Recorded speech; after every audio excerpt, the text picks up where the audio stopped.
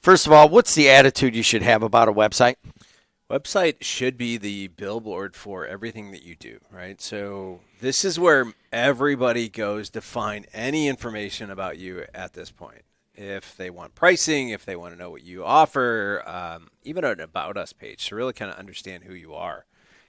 That is what a website should be, and hopefully, I mean, we're in 2025. Hopefully, everybody has a website at this point, and if you don't, let's make sure you do. But obviously, like websites are the backbone of a company. They tell us all of this stuff, and really today we're going to kind of get into some of the tools that I use for my clients that I highly recommend you look into because they'll allow you to do some really interesting things.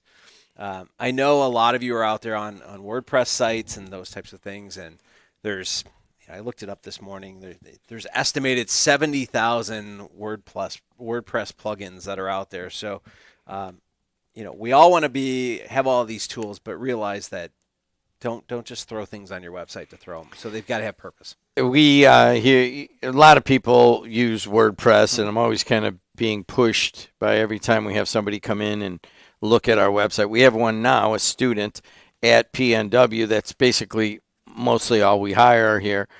People come off the university, and we get really talented people. And the guy comes in and he looks at it, and he goes, we should do this, this, and this about your website, but I'd really like to switch it from Weebly to WordPress because that's what everybody who designs websites wants to do that. But there are people out there that are listening that are using other services. Sure. And, what do you say to that? They don't have to come over to WordPress. Not at all. Not at all. Use what works for you, right? So, if you're on, Weebly or Wix or any of these other sites, I mean, if it works for you, it's fine. If it satisfies all of those check marks that you look for in a website, stay with where you're at, right? Just because everybody jumps off a bridge doesn't mean that you have to do it as well, right? 5 tools. He likes to go in 5s or 3s and something like that. Let's do it right now. Hotjar, what's that mean?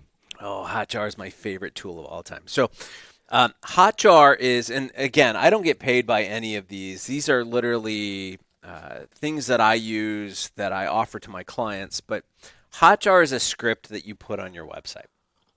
And, many times, and we'll get into a little bit more on analytics, but many times we want to know what's going on our websites. And Hotjar actually puts a script on your website and creates a video snippet of the user interacting with your website. So think of it in terms of it's if I were to take a video camera, and put it over your shoulder, it's creating a video screen, of your laptop or your monitor, and it's showing exactly where you're scrolling.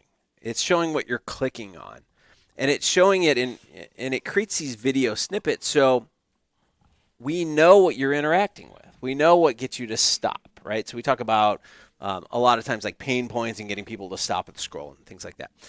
With your website, it allows you to see what works and what doesn't. And let me take it back. So a couple years ago, I was working with a guy that sold pool products. And I sat down with him and I said, oh, this is a really neat product. You should be selling this. How are you selling it? And he said he was just selling it locally. We created a landing page, and that's just a simple one-page site that was highlighting this product, and it was kind of telling all the pros. It was showing how it worked. And we had a video on there of the installation and all this other stuff. And it was kind of like when you look at a website, if you have to scroll, what we say is when you scroll, everything on the bottom of that screen and farther down, it's called below the fold. And then everything that shows up when it just shows up on your screen without scrolling is above the fold. That's on a computer. On a computer, right. So as we had like a 3-page, if you think about it in pages, it was roughly like a 3-page landing page going down 3 scrolls, or 2 scrolls, we'll say. What we did is we threw Hotjar on there, and we said, okay, let's start running some ads and let's see what happens. So we were getting these video snippets from Hotjar, and we were getting traffic. People were coming over, and we were kind of trying to figure out what was the best way to set up this landing page. And I didn't think about it at the time, But when it comes to pools, what's our pain points? Let's go back to our pain points. We just talked about it in the previous podcast, but our pain point with a pool is I don't want to come home and have to clean up the pool. I just want to jump in, right? So I get home at 6 o'clock. It's 80 degrees outside. I want to relax. And there's a bunch of leaves in it, and it's everywhere. Cloudy. Right. And you got to put new chemicals in that are expensive. I don't want to do that, right? Yeah. So, like, he sold a surface skimmer that cleaned the pool during the day, and you come home and it would be clean, right? So we're just like, we're playing off of those pain points and all of that. That was the main pain point, but I didn't realize there was another pain point that was being hidden in this page that we didn't identify until we got Hotjar on there. So what we did is we put it on there and we started looking at all the video snippets, and what happened was people were scrolling and they got to the installation video at the very bottom. And it was like a 1.5-minute installation video, which anything with a pool, takes forever to actually install, right? Like you got to hire a plumber or whatever to come in and do all these types of things. But basically it was a video. It showed him taking off this one piece, attaching the new piece, and then it was functioning, and it was a 1.5 minutes, right? People were clicking on that video every single time, but we had it buried below the fold like 3 pages down. So we took that video and we moved it all the way above the fold. And what do you think happened? Oh. Instantly, people are clicking on that and they'd scroll down and hit buy now, right? So there was a second pain point that we didn't realize. The second pain point is people think, it has to do with a pool. It's going to be very difficult for me to install. I'll have to hire somebody. It's not worth the time, the effort, whatever it is, right? I'll just continue using the skimmer that I already have. So that's what I mean by using something like Hotjar. And you sit there and you're like, well, that's a little creepy. And it is a little creepy that I can see how you're scrolling on the page, but I don't know who you are, right? So it has no identifiers, So if you came over to my website right now and we're going through, I wouldn't know who you are, but I can see how you're interacting with it. So it's like a next level analytics type program. And it also creates heat maps. So it'll show you where people are more inclined to click on, right? So what are they looking at? What videos are they watching? What images are they scrolling over? And so you use all of that data to basically build a better website. Or if you're trying to sell things on your website, you're using that data to really redesign the site to boost everything above the fold that's going to make sense for, to push people over to the purchase side. And it is one of my most favorite tools. And part of the reason that I do this podcast is, we want to show what we've learned, mostly what Matt has learned with his many clients and teaching all these years. But here, every once in a while, he's saying something, and I'm just like, what are we doing? How are we doing this? What are we going to put up above the fold? Do we really need Hotjar? I'd really like to see where people are going. We have so many different teams, blah, blah, blah. And so I don't have the next question, so it took me a minute. So do we need Hotjar? I'm going to tell you right now, I believe they offer a free trial that you can get up to, I think it's something like 20 or 30 videos. Just try it. There it is. Adriana Alvarez is a student at Purdue Northwest, and that will be another of the many things that I've been asking Adriana to do going into her finals at Purdue Northwest, which I promised I never would. So, Adriana, let's look at Hotjar today. She's going to hate me by the time she's done with every this. time you come up with an idea. No, it's all good. I'm here. I'm rolling with the punches. We're all good. Let's talk about CallRail. What is that? Oh, CallRail's another one that I absolutely love. It's a little bit pricier, but we use it with clients where, you have a phone number that is tied to your business. And, whether it's your main line or you've set up a Google Voice number or something like that, you have a phone number on your website that people will call. Now, CallRail takes it to the next level. So imagine having dynamic numbers, so numbers that change on your website depending upon where they come from. So if they come from a Google ad, a paid search ad, they come over to the website, the number on there is different from if they came over from an Instagram ad or whatever. So it's dynamic numbers, so you can track how many people call those phone numbers from each ad that you're putting out there. And the best part about it is, too, you can actually record all of those. So if you're having problems with customer service or you're wondering how your customer service is doing, you can actually listen in on those calls, right? So I've had many clients where they're just like, your ads aren't working. And we're like, no, they are. You're getting a ton of clicks over. A lot of people are calling. And then we go back into the voice side of things, and somebody will call and they're like, oh, they're not here. And you just kind of wait and you're going, are you going to say anything else? And then they, like, that's not a good, it's not a good thing. So it's a customer service issue that you start to identify with that, right? But you can also do call flow. So, you could set it up in the system to be like, push 1 for sales, push 2 for customer service, push 3 for, it has all of these really cool tools and all of this trackability that is you just integrate into your website, and it allows you to understand, if they're coming over from an ad and they make a phone call from that, you can track that back to the individual ad itself. So you get the theory here behind a lot of this. I know this because I took his classes. The tracking and the following, and it seems a little bit intrusive at times, and we have a little bit of disagreement on that at times. But really, what you're doing is using that tracking not to invade somebody's privacy, but to improve your own website, improve your own service, improve what products you carry at times. And one of the other ways of doing that is trying to figure out what is working on social media and so forth. How do you do proof on this? Yeah, it's just going back to CallRail, it really is an ability to understand what works, right? I love my favorite two are CallRail and Hotjar, right? Like, I love promoting those to my clients and those types of things. But as we get over to kind of like social proof and those things, there are other widgets that I like to put on websites. And have you ever gone to a website and you're like, I don't know if I'm going to buy this. Like, this is really kind of cool. And then all of a sudden at the bottom, something pops up that, Matt R. just purchased from Omaha, Nebraska. And you're like, okay.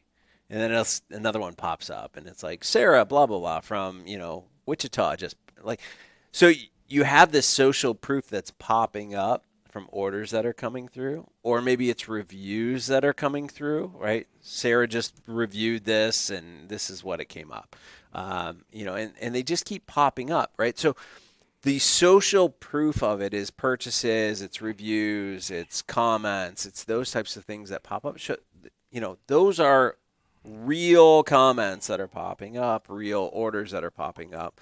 It's not something that you're like, hopefully you're not doing this, but it's not something that people are just padding in there to say, oh, well, here's all the data. But there's plenty of widgets out there that will allow you to do those types of things, right? So to kind of share who's purchasing, who's reviewing, what they say about you. And Trustpilot is one. I don't want to get into the details of each one of them because we can go for days on this. But there are a variety of different ways that we can go about doing it. So you say that there are a number of widgets that you like to put on these websites. Obviously, WordPress has 70,000 of them. CallRail and Hotjar are two of your favorites. Trustpilot will, instead of giving you the video, it'll actually give you the data more of where they're going or how they're coming to you and that kind of stuff. You talk about 70,000 widgets, and you like to. What's one other one you like to put on? So I love to capture emails, obviously, and our audience obviously loves emails because they comment about the emails all the time and everything that we do. But any kind of lead capture, lead magnet, capturing email, I think that is probably the best. I think if you talk to any successful business, it doesn't matter if they're huge or if they're small, it comes down to collecting emails. And there's a variety of ways that you can do this. And, we talked about lead magnets before, but a lead magnet is really just kind of, I'm giving you something of value for you to join my newsletter or my email list. And, it could be a simple tutorial. So if I wanted to, after this episode, if I said, hey, head on over to the website and I will teach you how to set up Hotjar. I mean, obviously, Adriana would be the first person over there because we're going to make her sign up. But that's what I mean. Like, we can put something like that out there, and then people can come over, sign up, and then it redirects them over to a Zoom video or something that we've put out there, right? So I could put out there a PDF that says, here are 10 mistakes a rookie would make with building a website, and create a PDF and put that up there, and somebody would go and sign up for that, right? A lot of people with this podcast, and you're kind of included, Jim, is you ask me questions all the time about marketing, right? So if I go to the audience, and I'm going to throw this out there, I can throw out a lead magnet right now and say, hey, and I realize this isn't a website, but if I said, hey, if you've got a question for me, why don't you just email me, right? So why don't you just email me, and I'm going to throw this out there to the crew. If you have a question on marketing and you want to join my newsletter, just simply email me at askmatt@masteringLocalMarketing.com. That's, again, askmatt@masteringLocalMarketing.com, and I will answer a question that you have, right? So it's as simple as that. That was actually pretty easy. In that, I did not know that we had email set up on masteringLocalMarketing.com, and I'm wondering why I don't have one and Adriana doesn't have one, but we will get We'll those get to shortly, yes. GA4, pretty well-known term in the marketing world, but there's all sorts of people that are listening. What are you talking about? Yeah, we need to get analytics on your website regardless. GA4 is the new version of Google Analytics, and love it or hate it, we need to put all of that data. We need to make sure that we're capturing the data of people that are coming to our website, right? So do you know, out of all the pages that you have on your site, do you absolutely know what page is number 1, is number 2, is number 3? Do you know what are the flows? As they come over from your ads to a landing page to your checkout to whatever, do you know those flows? Do you know what's converting, what's not? Do you know, by using this data that they allow us to use, right, for free essentially, it gives us some insights as to what is working and what is not. And I'll be honest, there are a lot of companies that have big followings that don't have analytics on their website, and you'll start to ask them, what's going on? What's your top pages? What's your top lead magnets? And they won't have any of this. And you start asking, okay, well, let's start there. Let's start tracking. Well, don't something. start asking me those questions. I won't. Yeah, we all know that, and I'll talk about that in a second. But you get them interested in doing their that's a good place to start with analytics is GA4, right? Right. Yeah. So, if you don't have analytics on your website, you're basically just, think of it in terms of old school. You're printing a flyer, putting it on a car somewhere, and that's the end of it. You don't know what's going on from there. You don't know if they ever visited. You don't know if they ever called. You don't know if they've ever become a customer. With the analytics, think in the same sense, if I put that flyer on a car, that we're following that flyer. We know that flyer, that person, we know when they come back to our website, and we know what they're doing and whether or not they become a customer or not. So let's look at a small case analysis. Here we are radio stations, and we started up a streaming sports network or a streaming video network, and there was so much work to do that we basically said, all right, we're just going to throw up kind of a crappy Jed TV website, and we all know that. And we were going to make our TV station our website. And certainly that has worked out well for us, and that is moving. And if you're watching this on Jed TV, then you know what I'm talking about. But we don't do any of this stuff. So we're starting from ground zero with the web guy. If there are people like us listening out there, they're like, man, I'm just working all the time. I don't have time for any of this. What can you tell them to maybe cut down on all the, they're probably a little overwhelmed at this podcast episode. Even, we went a little deeper on some of this stuff. What can you tell them? All right, what would be a good first step for somebody who either has a crappy website or doesn't have one? First things first is just pick one thing. I say it often. Pick one thing, understand it. Don't try to be everything. So if you don't understand what dynamic phone numbers are and call tracking and stuff like that, and I think honestly, I think CallRail is like $45 a month. So it's a, for some small business, it's a little bit more pricey.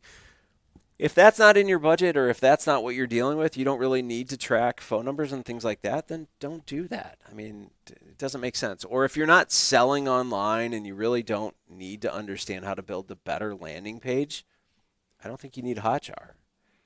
What I do think you need is some kind of analytics program to understand, is your website actually doing what it's supposed to do? So if nobody is coming to your website, that's an issue, number one, because you're not utilizing something that should be the backbone of your messaging. So at a bare minimum, understand analytics and get those up there. And even if if the only thing you can tell me at the end of the month is how many people came to your website, you're far better off than a lot of people that we deal with. He's Matt Hansen. If you got any questions or anything that you want to put into this, all you got to do is go to Ask Matt at masteringlocalmarketing.com. That's Ask Matt with 2 T's at masteringlocalmarketing.com. We have a website, and to sum up about websites, there's Hotjar, there's CallRail. Certainly, some of you will like Social Proof. Number 4 on this one is probably the biggest one for any business, and that is email capturing and lead magnets. And then if you don't want to pay for anything, you can at least go to Google Analytics.